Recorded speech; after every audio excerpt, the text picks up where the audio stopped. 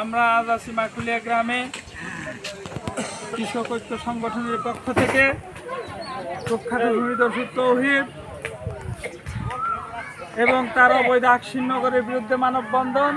আজকের মানববন্ধনে সভাপতিত্ব করছেন আমাদের শ্রদ্ধাভাজন বড় ভাই জনাব আরমান আলী আরমান ভাই সহ উপস্থিত 7টি গ্রাম থেকে আগত কৃষক ভাইয়েরা বোনেরা সকলকে আমার পক্ষ থেকে সালাম।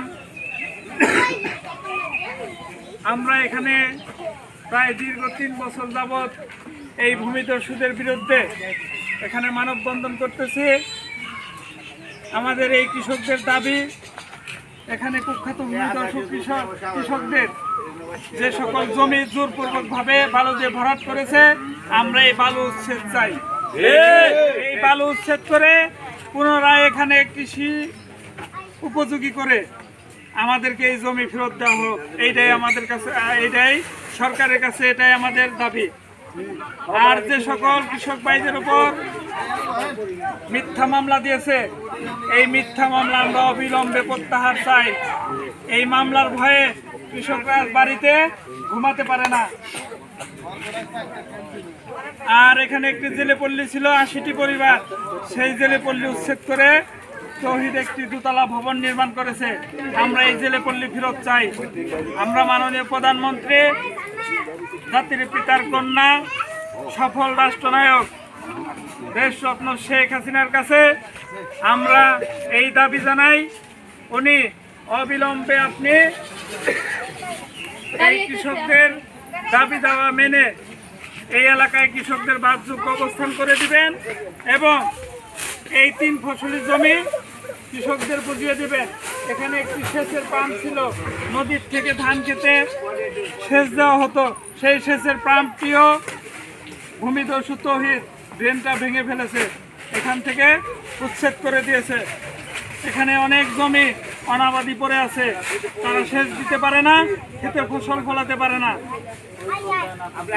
আমরা প্রশাসন ভাইদের বলবো, আমাদের ইউনু সাহেব আছেন, এসিলেন সাহেব আছেন, আপনারা আসেন, উপজেলা কৃষি অফিসার আপনারা আসেন, এসে দেখেন, তারপরে এখানে ওই ড্রেনটি পুনরায় নির্মাণ করে দেন। আর যে সকল জমি বালু দিয়ে ভরাট করেছে সেই জমি আমরা ফেরত চাই এবং এই তৌহিদের যে সন্ত্রাস বাহিনী, যে দালাল বাহিনী, এই দালাল বাহিনীদেরকে গ্রেপ্তার করা হোক। আপনারা জানেন এই ভূমিদস্যু তৌহিদের মামলায়, মিথ্যা মামলায়, ষড়যন্ত্রমূলক মামলায় আমাদের 10 জন কৃষক ভাই কারাগারে ছিল, 4 জন বের হয়েছে, আরো 6 জন কারাগারে বন্দী আছে প্রায় 1 মাস যাবৎ। ও একটি জালিয়াতি মামলা দিয়েছে। এই জালিয়াতি মামলায় প্রধান আসামি বদরুল সর্দার, এই বদরুল সর্দারকে গ্রেপ্তার করা হয় না। সে দিনে দুপুরে ঘুরে বেড়ায়, সে কৃষকদের ভয় দেখায়, সে তৌহিদের সাথে হাত মিলিয়ে কৃষকদের ভয় দেখায়, কৃষকদের মানববন্ধনে আসতে না করে, বলে মানববন্ধনে আসলে মামলা দিব, হুমকি দামকি দেয়।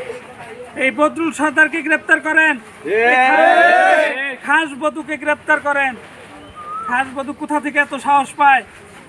3টি মামলায় আসামি, তবুও খাস বধুকে গ্রেপ্তার করা হয় না। এই এলাকার যত খাস জমি আছে সব দখল করে নিয়েছে এই খাস বধু। এই খাস বধুকে অবিলম্বে গ্রেপ্তার করেন। তৌহিদের 1 নাম্বার হাতিয়ার, এখানে বালি দিয়ে ভরাট করেছে তৌহিদ আর খাস বধু। এই 2 জনকে গ্রেপ্তার করে দৃষ্টান্তমূলক শাস্তির ব্যবস্থা করুন। কোনো কৃষক ভাই কোনো সন্ত্রাসীর হুমকিতে ভয় পাবেন না। তৌহিদের যে অবস্থা হয়েছে, খাস বধুরও সেম অবস্থা হবে। খাস বধুরও সেম অবস্থা হবে। এই এলাকা ছাড়তে হবে, এই কথাটা মনে রাখেন। এখান থেকে ঘোষণা দিয়ে গেলাম।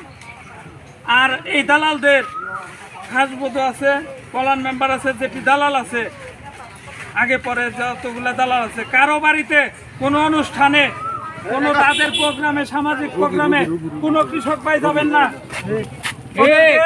অবাঞ্ছিত ঘোষণা করলাম।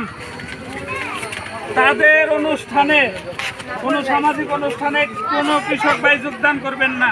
ঠিক। আমরা ওসি সাহেবকে বলবো, আপনি অবিলম্বে খাস বধুকে গ্রেপ্তার করেন এবং তৌহিদকে গ্রেপ্তার করেন। আর এই কৃষকদের জমি ফেরত দেওয়ার ব্যবস্থা করেন। কৃষকদের নামে যে সকল মিথ্যা মামলা হয়েছে এই সকল মামলা থেকে কৃষকদের অব্যাহতি দেন। এটাই আমাদের আজকের মানববন্ধনের দাবি। এই বলেই শেষ করছি।